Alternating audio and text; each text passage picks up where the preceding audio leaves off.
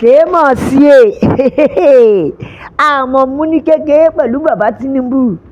bàbá Tinubu àní àfojú rẹ̀ gbolẹ̀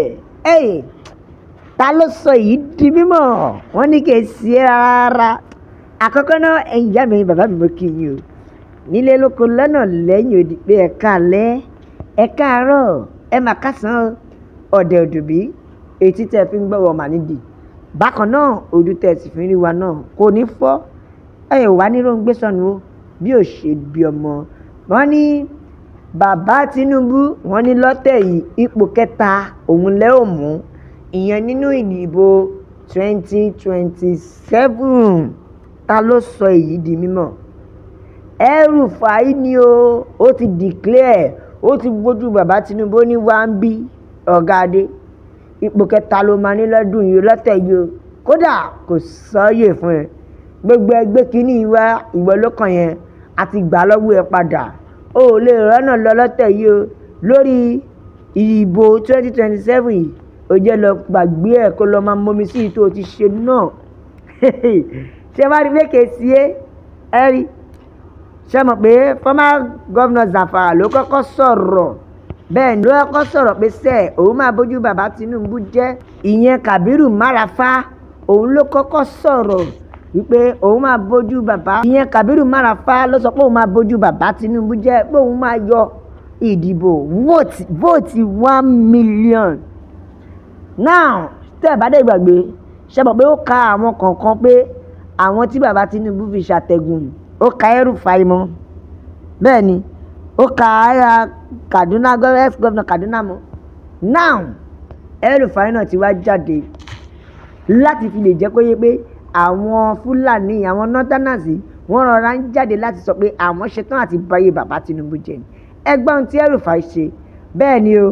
former Kaduna governor ìyẹn Nasir El-Rufai ó ti bu ẹnu àtẹ́ lu ìdìbò bí bàbá Tinubu ó ṣe borí ní 2027 ó predict bí mo dẹ̀ ṣe ń wo El-Rufai dáadáa ó máa gbá sporting gan torí ó tún predict bó ṣe predict yẹn ó ti máa gbé over 1.5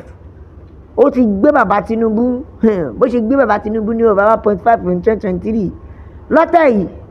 kódà kò gbé ní win or draw kò gbé bàbá Tinubu win or draw rárá ó ní ṣó fẹ́ gbọ́ ipò kẹta òun ló máa mú ìyẹn ní ìdìbò 2025 yìí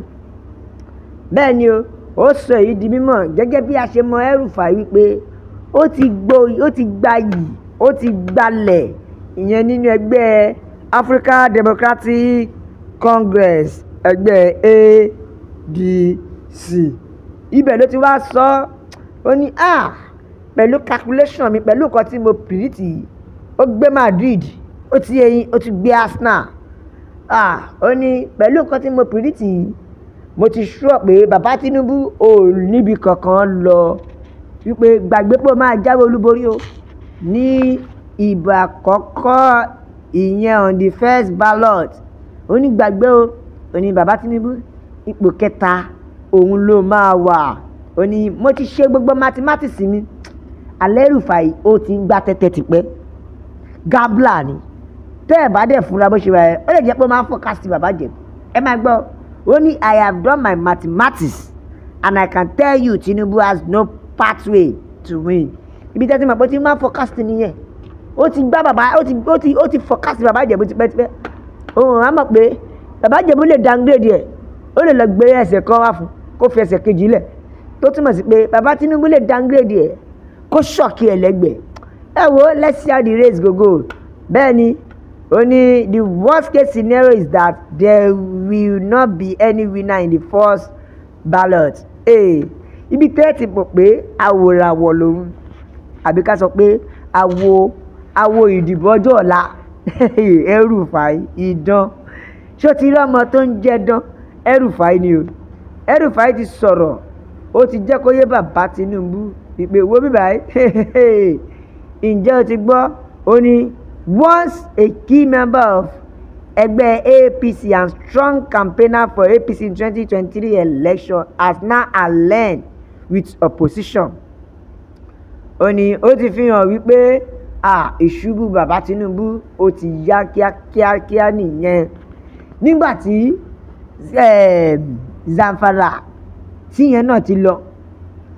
náà El-Rufai ó tún ní ó tún pọ́n rẹ̀ lé ó nígbà tí kí ròlù bàbá Tinubu fún 2020 ti lọ tó ti lọ join ní opposition ìyẹn Àtíkù ó ní tó ti lọ join opposition bíi Àtíkù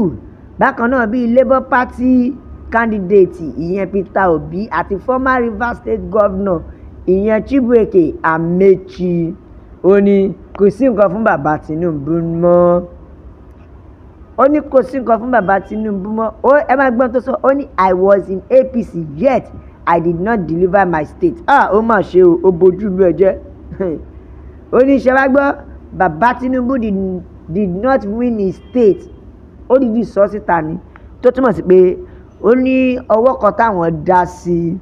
tó fi lè jẹ́ pé ó jẹ lọ ṣùgbọ́n lọ́tẹ̀ yìí bàbá Tinubu àwọn aláàánú yín ó ní àwọn ti padà lẹ́yìn yín ó ní àwọn ti padà lẹ́yìn yín ó ní ṣe fẹ́ gbọ́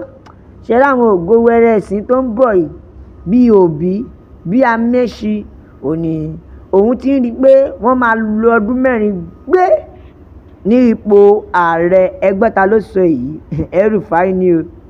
ṣùgbọ́n ṣé ẹ ti gbàgbé wípé kékeré kọ́ ni bàbá fi jọmọ lọ ẹ já ka tẹ̀jíṣẹ́ àwọn èèyàn ìkànnì bàbá Tinubu is in charge of INEC now ṣé ò ń darẹ̀ láàmú ni bàbá ò ní mú látòkè ilẹ̀ ló ti máa ti yọ ayọ̀ jàgá wọn bá tó gbogbo ẹ̀ látòkè ọwọ́ kan ni bàbá Tinubu akọ̀ fa ìsàlẹ̀ yọ ní gbogbo akọ̀rọ̀ wálẹ̀ ní ó di dey play ẹjá tún gbọ́ tẹ̀jíṣẹ́ àwọn èèyàn bẹ́ẹ̀ nìkan ni èèyàn kúkúrú bìlísì pé ó El-Rufai máa ṣiṣẹ́ ẹwọ́ ẹ lọ káwọn tó lè dá lára ẹ wo ìkànnì àti El-Rufai yọ àti bàbá Tinubu wọ́n ní inú kòtò kan ni wọ́n gbọmọjọ ń pọn mi sí which are birds of the same feather wọ́n ní irú kan bí ọbẹ̀ kan ni àwọn méjèèjì ó ṣọ́ọ̀kì mi o ẹ ti jẹ́ ká tún gbọ́ ẹlòmíràn èmi ní bàbá yìí ti gbó bàbá wọ́n ní ẹ mọ́ dára yín láàmú fa wọ́n fọ̀kẹ́ ẹ lọ sinmi wọ́n ní stress tẹ fúnra yín ti pọ̀ jù ẹ lọ sinmi wọ́n ní ẹ lọ sinmi pé ẹ kàn ń dára yín láàmú ni o kò sí nǹkan tẹ́ ẹ lè fi bàbá Tinubu ṣe bẹ́ẹ̀ nìkan ni ìwà ìbàjẹ́ ti wá dúró gbà sórílẹ̀-èdè Nàìjíríà lọ́wọ́lọ́wọ́ báyìí látàrí àwọn olórí tí wọn ò lè ṣe dára èyí tá a ní ẹ̀wọ̀ ẹ̀yìn yá mi bàbá mi ṣé ẹ ti rí pé ìdí tó fi dáa kí ẹ má fi èèyàn ṣàgbẹ́kẹ̀lé rẹ o gbogbo àwọn tí bàbá Tinubu fi ṣàgbẹ́kẹ̀lé ó dàbí pé kọ̀ńténà ti páàkì sáàrin wọn ẹ bá mi like ẹ share ẹ subscribe ẹ tẹ̀ sójú ẹ jẹ́ yá àwọn èèyàn lọ́tún lọ́sibí Yorùbá Nation ni o la fi ń kí yín pé God bless Yorùbá Nation ó dàbọ̀.